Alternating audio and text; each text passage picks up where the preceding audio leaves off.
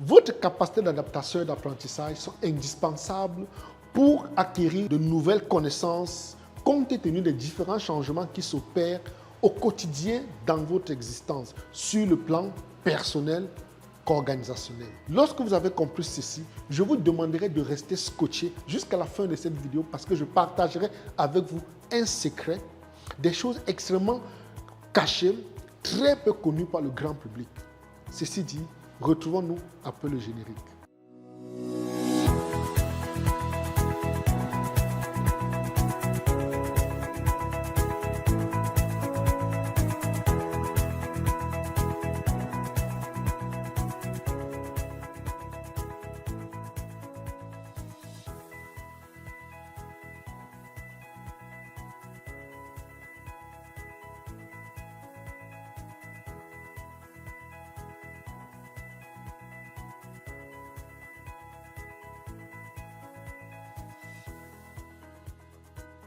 Les amis, bienvenue à la seconde partie de cette vidéo. Tel que je vous l'expliquais à l'entame, la capacité d'apprentissage, c'est être capable d'utiliser ses expériences. Cette méthode d'apprentissage en appliquant aux nouveaux défis qui s'afficheront dans vos vies.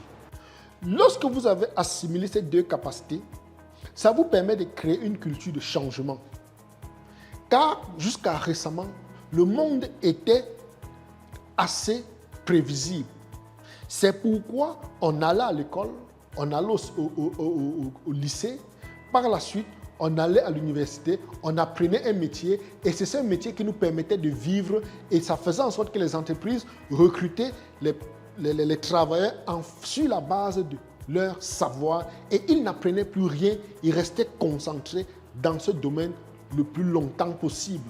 Ce qui arrangeait bien évidemment les entreprises. Mais sauf que le monde a changé. Depuis le 21e siècle, on parle de plus en plus de la méthode ou bien de l'acronyme VICA, qui veut dire volatilité, incertitude, complexité, ambiguïté.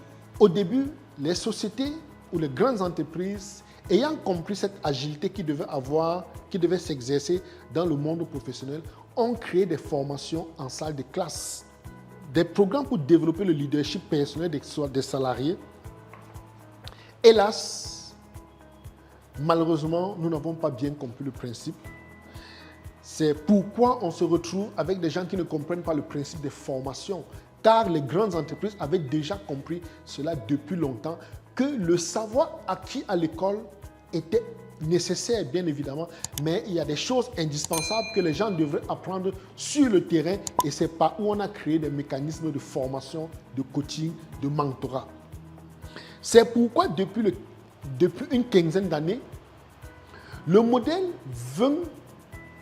20-10-70 ou le modèle, autrement on peut dire 70-20-10 a gagné en popularité car on sait maintenant que l'on apprend mieux sur le terrain qu'en classe. Avec ce modèle, on passe 70% du temps sur des missions ou des projets délicats et difficiles.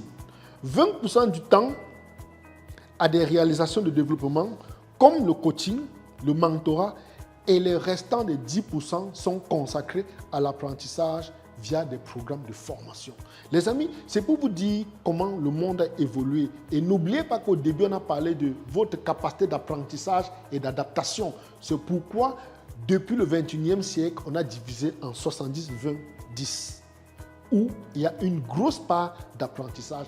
Et malheureusement, c'est quelque chose qui est encore, je dirais, très mal vu dans notre écosystème, ou bien très mal compris par les citoyens, ou bien par les gens de notre peuple qui ne comprennent pas la nécessité d'avoir de nouvelles connaissances et avoir de nouveaux apprentissages. Aujourd'hui, la capacité d'apprentissage est un facteur clé pour réussir dans notre monde.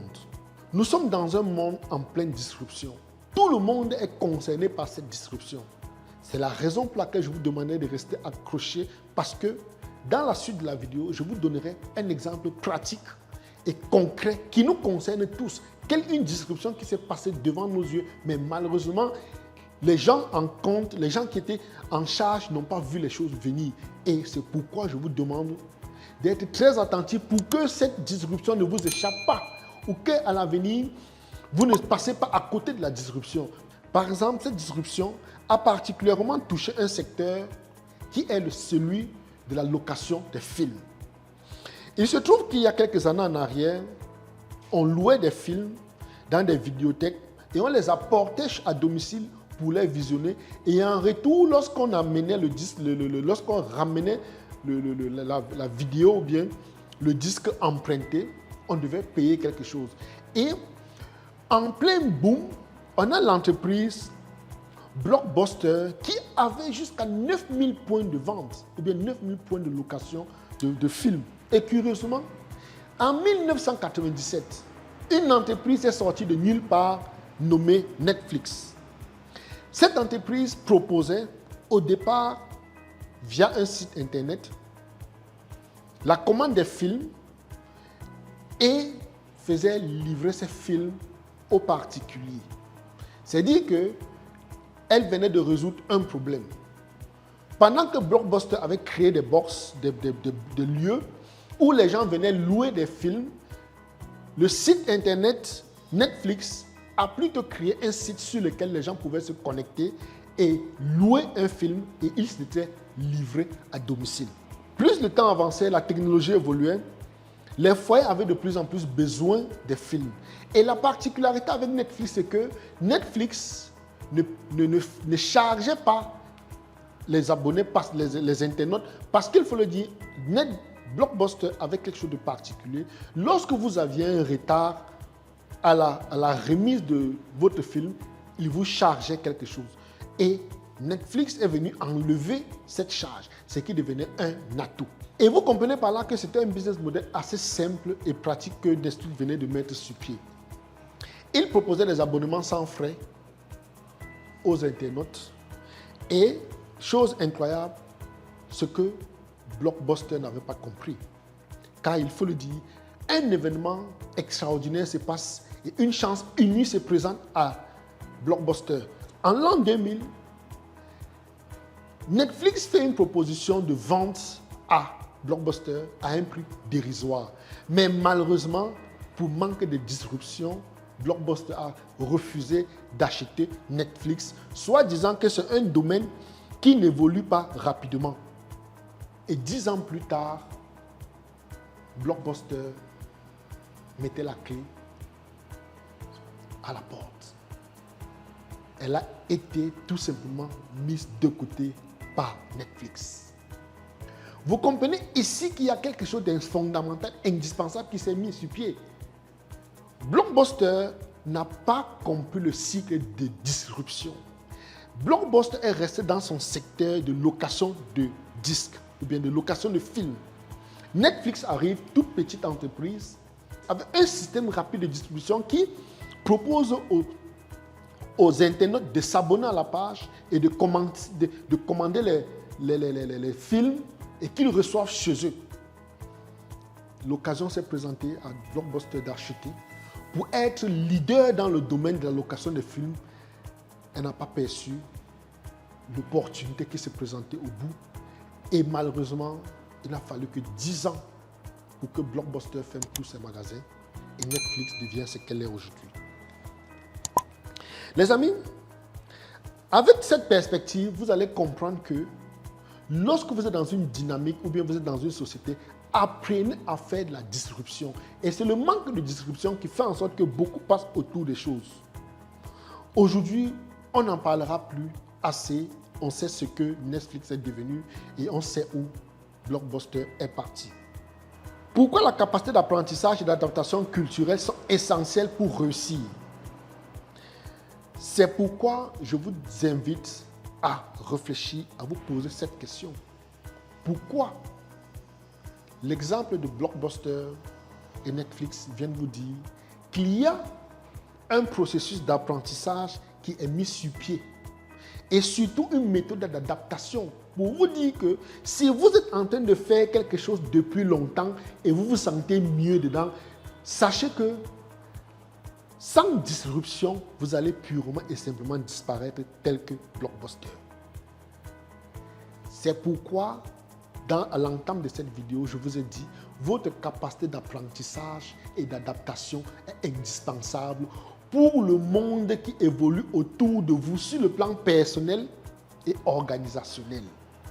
Les amis, ce texte avait pour objectif de vous faire comprendre que si vous ne pensez pas à la disruption, vous resterez stagnant et les conditions du moment où vous finirez par devenir comme Blockbuster.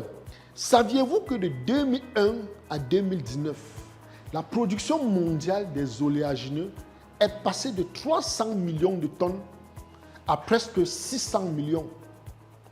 Plus de 300 millions en 18 ans. Mais il faut se poser la question, est-ce qu'en 18 ans, étant donné que la production annuelle des oléagineux a pratiquement doublé, est-ce que la population mondiale a doublé elle également? Vous êtes d'accord avec moi qu'elle n'a pas doublé? Il faut se demander, mais que deviennent les 300 millions de tonnes? Qu'est-ce qui se passe pour que la production passe du simple au double en 18 ans?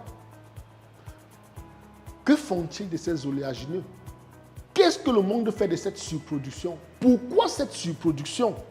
C'est pour vous dire tout simplement qu'il faut avoir une certaine disruption pour comprendre ce que j'essaie de vous expliquer.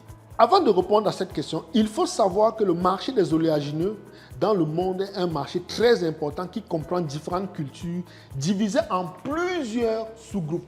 Parce qu'il sera difficile de parler des oléagineux sans comprendre les différents types d'oléagineux qui existent. Je vous citerai quelques-uns simplement. Entendez par oléagineux les huiles, bien évidemment. On a l'huile de courge, l'huile de tournesol, l'huile de soja, l'huile de sésame, l'huile de noix, l'huile de pistache, l'huile d'olive, l'huile d'avocat, l'huile de coco, l'huile de palme et l'huile d'amande issue de la palme, des noix de palme.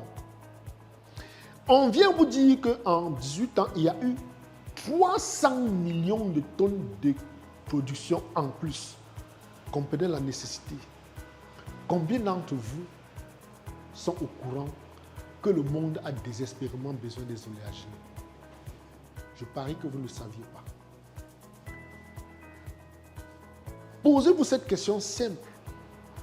Le matin, quels sont les différents types d'oléagineux qui rentrent dans votre petit déjeuner? Pourquoi vous ne vous êtes jamais intéressé aux oléagineux? Selon les projections de l'OCDE et de la FAO, de 2020 à 2029, la production mondiale des oléagineux devrait augmenter de 1,5% par an en moyenne. Pour vous dire comment les oléagineux occupent de plus en plus une grande place dans notre société. Et il faut comprendre que cette surproduction ou bien cette augmentation de la production est due au fait que l'Amérique du Sud produit de plus en plus le soja et l'Asie produit de plus en plus l'huile de palme. Et il faut noter également qu'ici, on n'a pas parlé de l'huile d'olive qui est également un oléagineux où je pourrais vous dire de vous intéresser parce que la demande est de plus en plus forte à travers le monde. Les amis, pour répondre à la question qui était posée plus haut, à quoi sert cette surproduction des oléagineux? Il faut savoir que le monde a de plus en plus besoin du biocarburant. Bien évidemment, la consommation humaine en matière d'oléagineux grandit de plus en plus et le monde animal a également besoin du biocarburant. C'est la raison pour laquelle vous ne savez malheureusement pas que nous sommes dans un monde qui a désespérément besoin du biocarburant. Mais nous sommes distraits à faire des choses qui n'ont pas de valeur. Il faut savoir que depuis un moment, nous avons constaté une très forte demande en oléagineux, à la fois de la part de nos clients et dans nos groupes privés de négociants, parce que de plus en plus de négociants de notre groupe venaient nous demander des oléagineux, mais curieusement, après constat, je me suis rendu compte que nous n'avons pas jusqu'ici formé des spécialistes dans les oléagineux. Par contre, nous avons des spécialistes en hydrocarbures, en sucre, en céréales. Jusqu'ici, nous n'avions pas de spécialistes en oléagineux. C'est pourquoi, lorsqu'ils allaient sur le marché, ils avaient des demandes ou des propositions. Ils ne savaient pas comment s'y prendre parce qu'on n'avait pas formé des spécialistes dans le domaine des oléagineux. Il est vrai que dans notre groupe privé, nous avons des gens formés dans les hydrocarbures et c'est des demandes que lorsque ça arrive, ils savent comment s'y prendre. Mais malheureusement, ce problème des oléagineux se posait de plus en plus. C'est la raison pour laquelle il a fallu que je pense. J'ai compris qu'il fallait qu'on fasse une disruption. Que vous qui suivez cette vidéo, vous êtes en train d'exercer une activité depuis longtemps. Ça marche très bien pour vous. Mais pensez à Blockbuster. Si vous ne faites pas de disruption, vous serez appelé à disparaître purement et simplement. C'est la raison pour laquelle je vous demanderai de penser au négoce des oléagineux. Pensez à introduire cette disruption dans votre activité en vous intéressant à une activité qui est hautement recherchée et hautement demandée et que malheureusement on ne trouve pas de spécialistes, on ne trouve pas des acquéreurs. Et ceux qui s'y intéressent sont essentiellement les autres. Et comme toujours, nous sommes absents et nous brillons royalement par notre absence. On laisse les autres venir chez nous faire fortune devant nos yeux. Et par la suite, ils nous narguent, ils nous insultent, ils nous méprisent. Et nous traitent de bons à rien.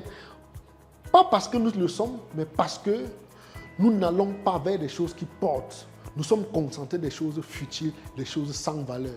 Pour combler ce vide, il faut savoir que nous avons décidé de faire exclusivement et de façon unique une formation spéciale. Nous mettons à votre disposition la chance inouïe et unique d'être négociant des oléagineux. Nous mettons à votre disposition la capacité de pouvoir négocier les gros marchés qui tournent autour des oléagineux. Je vais vous donner un exemple. L'OCDE déclare que chaque année, il y aura une surproduction de 1,5%. Où sommes-nous? Nous sommes absents. Jusqu'à quand allons-nous rester passifs et attendre les autres venir nous donner jusqu'à l'huile qu'on utilise pour frayer notre beignet? Jusqu'à quand allons-nous attendre être passifs jusqu'à ce que l'huile que madame utilise pour faire le repas soit livrée par un autre négociant pendant que nous sommes là? À la limite, on devrait avoir honte. On devait être choqué. On devait être indigné. Un peuple ne peut pas se laisser marcher sur les pieds aussi facilement. C'est pourquoi je vous dirais de penser fortement au négoce des matières premières et essentiellement au négoce des oléagineux. Je vous apprendrai, lors de cette formation, je vous apprendrai des secrets très bien cachés et qui sont dissimulés au reste du monde. Alors, assurez-vous d'être des nôtres. Pour ces jours de formation en ligne, vous obtiendrez des insights, des secrets très bien cachés, des secrets dont je suis le seul qui détient jusqu'à ce jour. Des outils, des stratégies. Et nous vous assurons que 2024 soit la meilleure année de votre existence. Ou soyez sûr que 2024 doit être... Je voudrais que grâce à cette formation que se mettra sur pied, que 2024 soit la meilleure année de tous les temps. Que ce soit l'année qui changera tout dans votre vie. Alors, si vous êtes prêts à vous engager pendant ces jours, afin de ne pas tomber dans le piège de Blockbuster, pendant cette formation unique et spéciale, je vous aiderai à élaborer des stratégies et plans pour mettre le meilleur de votre côté en devenant négociant des oléagineux avec des résultats palpables d'ici fin 2024. Sachez que cette formation vous donnera droit à mon savoir, à mon carnet d'adresses, à mon réseau, à mon expérience, parce qu'il faut le dire, je suis négociant des matières premières depuis 2006 à Dubaï. Du 22 au 25 février 2024, je mettrai à votre disposition ce savoir unique et exceptionnel. Un savoir qui vous permettait de passer par la disruption pour apprendre à voir mon savoir, mon carnet d'adresse, mon expérience. Et le carnet d'adresse vous permet de, lorsque vous finissez la formation, vous avez besoin de certaines informations. Si je laisse dans mon carnet d'adresse, je l'ouvrirai et je mettrai à votre disposition. Vous pénétrerez notre groupe privé, le plus grand groupe de négociants africains qui existe à travers le monde. dans ce groupe, vous aurez l'occasion de rencontrer des aînés. Vous pouvez faire des partenariats, vous pouvez avoir des contrats, vous pouvez être accompagné par des aînés qui y sont déjà. Il n'y a rien de mieux, les amis, d'être dans un réseau pour vous dire que lorsque vous finissez, vous n'êtes pas abandonné à vous-même. Nous vous récupérons et nous vous mettons dans un environnement sécurisé où vous avez des aînés avec vous. Par la suite, vous avez la possibilité de créer votre compte premium sur notre premier site, le premier site de négoce créé par un Africain, comotron.com. Vous avez également la chance de pénétrer l'association, la première association de négociants africains créée par un Africain. Et vous pourrez et vous aurez également cette possibilité de pénétrer notre groupe privé PNC, qui veut dire Premium Negoce Channel, un groupe dans lequel je partage des secrets inédits, des vidéos secrètes, des vidéos qui ne sont malheureusement jamais publiées sur la toile ou qui ne sortent pas de notre réseau. Vous aurez accès à ce canal. Je partagerai avec vous des secrets, des astuces, des choses inimaginables. Ceci dit, alors, pensez à devenir négociant des oléagineux pour sortir du lot et se retrouver au sommet. Si vous pensez que si vous voulez réaliser votre rêve, la seule chose que je vous recommande de faire, c'est de cliquer rapidement et immédiatement sur le lien qui figure dans le descriptif de cette vidéo et retrouvons-nous de l'autre côté pour parler des choses beaucoup plus importantes. C'était Ernest Chakunte, négociant des matières premières. Je vous aime. Alafia. À bientôt.